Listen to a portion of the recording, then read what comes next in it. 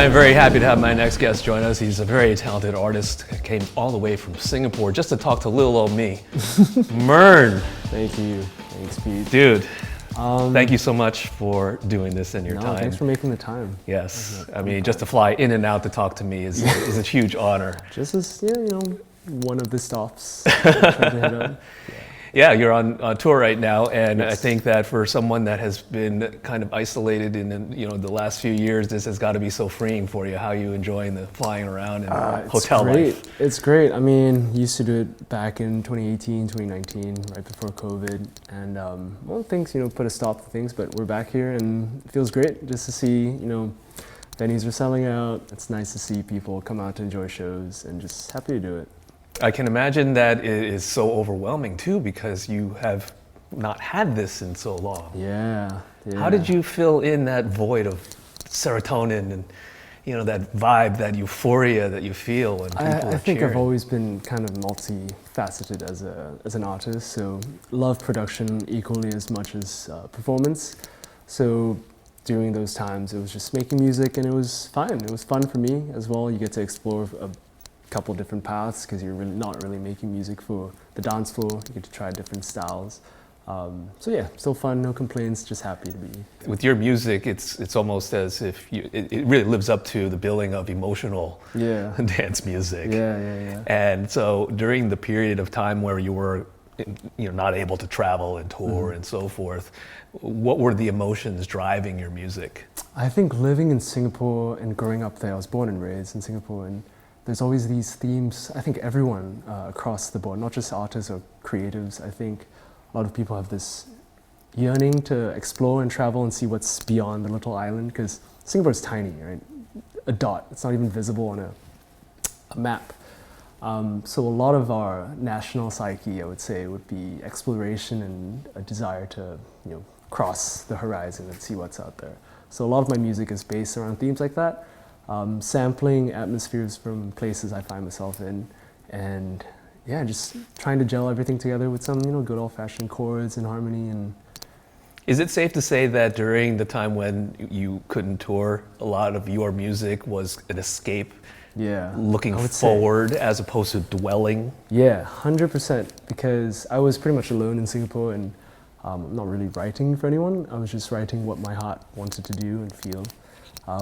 And as things opened up, the sound just naturally went towards a more dancey direction, more energetic, and still combining those emotional influences. So yeah, just very exciting time to create music, I feel. It's very representative of the name for which you chose to perform under, MYRNE, which is a combination of your real name Manfred with David Byrne, inspired by the book. And that you basically used as a guide to write music. Yeah. Truly, I mean, huge respect for David Byrne. Truly a polyglot of creative energy. It's not just music, it's film, it's podcasts, it's like speeches, it's writing books, it's any kind of creative medium. Like, he's had his hands in it. So kind of a nice idol to look up to. And how old were you when you first stumbled upon him? I think I was 15 or 14, and I wasn't too interested in studying, so I would go to the library and try to study, but I would always hover around the biography section or music section, and I picked up that book at a time where I had no idea what the music industry was or what I wanted to create with music. I was only playing piano just recreationally for fun. So I read the book, and then he was giving all this really good advice, and I thought, this is interesting. It's kind of a backward step. Usually you get into the business and then you find tips on how to help you, but I found the tips first, and I thought, like, what a nice way to kind of navigate your professional life and your personal life. So that was also the inspiration for kind of getting into music. And it's also interesting because it's not like you stumbled upon Talking Heads. Yeah, no. The music came after. Right. Yeah. You found a book. And you learned about the man. And then I learned about, Psycho Killer and all of that. So kind of roundabout, kind of backward. A little funny story. Did you delve into the catalog of Talking Heads? Not as much as I would like. Yeah. I feel like I was a generation behind. So my dad was definitely really into them. I just never picked up. And even during the lockdowns, it wasn't a YouTube wormhole. Oh, I mean, I was in the YouTube wormhole of him giving speeches and, you know, lecturing and talking about music. It was so funny, nothing to do with talking heads. Old David Byrne. Old David Byrne, Not young David Byrne. Yeah. One of the things I think that David Byrne has spoken about is that your environment, your atmosphere informs how you create music. He's even given a TED Talk on how architecture informs music. Yes. How have those elements informed your music? I think ideologically, I've never really subscribed to the notion of, you know, great men and great ideas. I really think it's the environments that shape these people that, like inventors, for example. Everyone thinks lots of technological development comes by when a great man has a great idea. But I really think it's the environments that even create these, you know, great men or great people. So a lot of how I make my music is kind of, I wouldn't say predeterministic, but also there's some kind of deterministic element to it. Like there are so many things outside my control, like what I get inspired by, what I choose to create. I feel like a lot of them are determined by factors that I have no play in.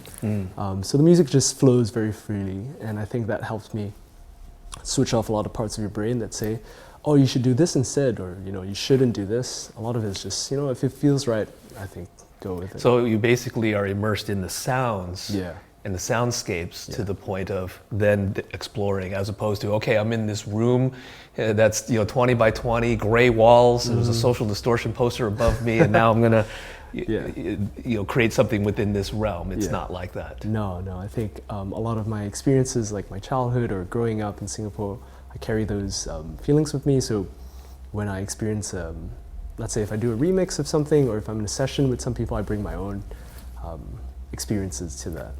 If you could talk to your 15-year-old self that read that book and tell him where you're at, what do you think his reaction would be? Oh, I don't know. He would tell me off or something. What, you don't have a top 10 hit? Yeah. If I were to give my younger self advice, it would be something like, you know, don't seek too much of other people's approval. Don't be in a rush to release too much music, and just enjoy the process. I think my younger self was more interested in the outcome than the process, which is not a good and bad thing, you know, like it spurs discipline and innovation and all that. But I think, you know, looking back in a long career, it's definitely more fun to just enjoy each day as it comes. Now with the single out, what do you think, or what do you have planned for the rest of the year with regards to new music? We're just going to put out a lot of stuff along that same vein. I think Manila Killer and I have another song that we're planning to release in the next few months. So just really exciting, just really energetic music. I feel people are itching for a dance, so we're just going to give it to them. It's perfect timing. Yeah. I mean, basically the entire world is at the same point now. We're free. We have most of, you know, the situation under control, and now let's go back to living again. And your music is so inspirational for that, and really appreciate your time. Thanks. Yeah, great to meet you. Oh yeah, very nice to meet you, and I'm glad I took that flight out here. Yes, appreciate it. It is MYRNE right here on B-Sides.